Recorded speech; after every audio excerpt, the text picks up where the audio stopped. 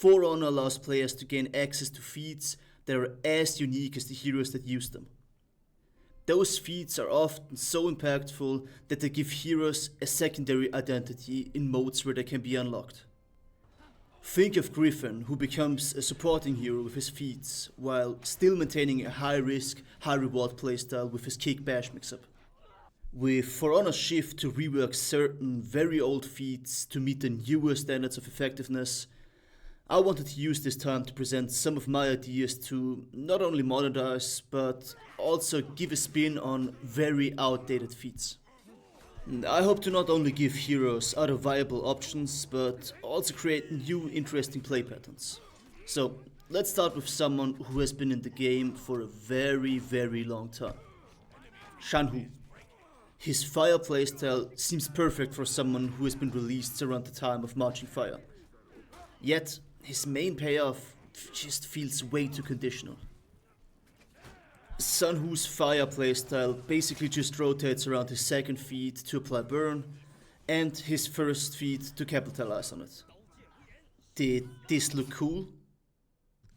Are you serious? This guy just fucking exploded. Of course it looked cool. Did I win that fight? Let's not talk about that. Even though the potential damage is through the roof,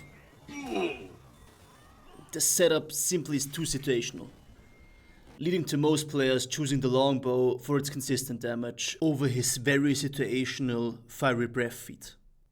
Since the fundamental idea of a burning enemy amplifying the effectiveness of feats is such a cool concept, I came up with the following 4 new feats for Zhanhu that should be able to support his burning playstyle while hopefully not totally breaking the balance of the game. For his first feat, I wanted to make something that is very situational unless you build around it. Siphon Flame is what I came up with. It is a new passive that will heal Zhanhu for every successful attack to a burning opponent for 4 HP. So it shouldn't become a too oppressive survival tool when factoring in the new second feat I've added. But it also should give players an incentive to try to set opponents aflame. Now, I present to you the feat that single-handedly allows for this new burn playstyle. Fire Breathing. Fire Breathing is a new passive second feat that, as you would guess, makes Zhanhu apply burning to opponents. This feat will apply 5 fire damage when an opponent is hit by either a bash or any unblockable attack. If a bash is used to apply burning, this feat will go on a 2-second cooldown. Since I think that comboing a bash into a heavy or even just another bash for an extra 10 burn damage would just be too much. Since his current third feat, Fiery Breath, was designed around a way more conditional and less applicable way of burn, the 40% damage increase would break Zhanhu's power level. So to still keep players incentivized to play it over the longbow, I will be reducing it to 20%, which still lets him hit like a damn truck. But as a caveat, the feat will have a 1-second cooldown if a special attack is performed.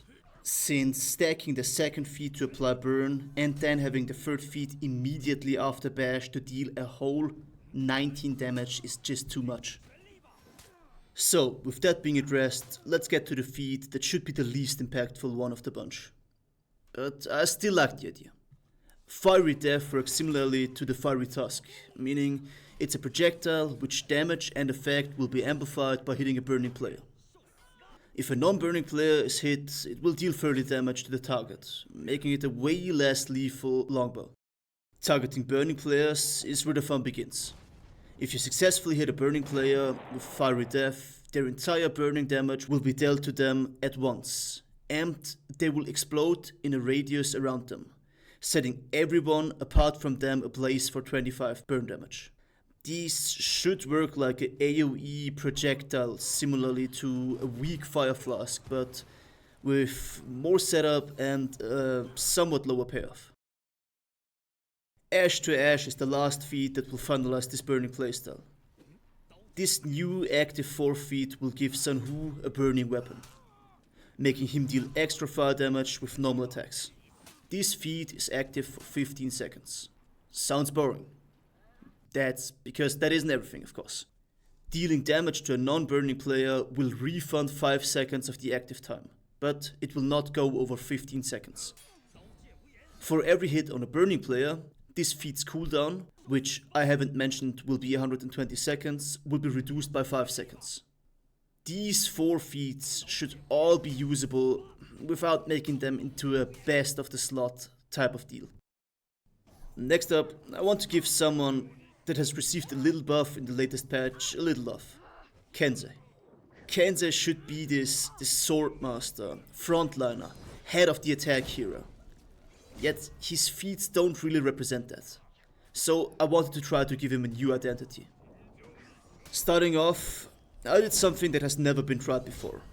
Possibly because it shouldn't be tried, but as Sun Tzu once said, fuck it, we ball. Kensei's new active first feat will be called Flawless Defense. It will be active for 10 seconds. During this time, every parry will count as light parry. If the effect sets in, or if the 10 seconds run out, his feat will go on an 80-second cooldown. This being an active feat with a somewhat short active time and it having a lot of counterplay shouldn't make fighting against it feel frustrating, with it basically only being profitable to the Kensei if you can land the heavy. It should only find a meaningful use in 1v1 scenarios. For his second feat, I wanted to give Kensei a samurai feel, a against all odds feel. His new passive second feat will be called Stand Your Ground. It is very simple. For every enemy that outnumbers you, you gain a 10% attack and defensive bonus. In a 1v1, this feat does nothing. In a 1v2, the 10% buffs will apply. In a 1v3, a 20%. You get the idea. This is a very marginal, selfish second feat that does give Kensei more survivability and damage, but overall makes his team buffing skills substantially worse, since he will be giving up both Inspire and Chilling Stare. But hey, Faram will love this one. His third feat is something that is also completely unheard of when it comes to feats. I came up with the following new passive third feat. Honorable Showdown. This will make every combo heavy ender unblockable. Meaning you can now use side heavies as a cleaving unblockable. Since this feat is competing with the longbow, I actually can't tell if people will use this, but it is a nice alternative to have. For his fourth feat, I yet again went completely off the rails. Kensei's new passive fourth feat will be called Bushido. If Kensei is killed by any means, he will immediately regain 50% of his health, and this feat will go on a 210-second cooldown. Isn't this just the worst auto revive? Yeah, calm down, I'm not done. The person that has killed you will be highlighted to you just like if you stepped into a key trap. If this enemy is killed by you, this feat will be refreshed. Yes, you heard me right. Refresh that shit. This could create one-man army plays the world is not ready to see, but since Kensei really isn't the most oppressive hero, I think this one could work. To finish this video off, I wanted to give a quick channel update. I took a longer break than I actually anticipated. But hey, at least I used this time to gather a bunch of new video ideas. So you have something to look forward to. Anyways, I just have one more thing to say. Watch yourselves out there, okay?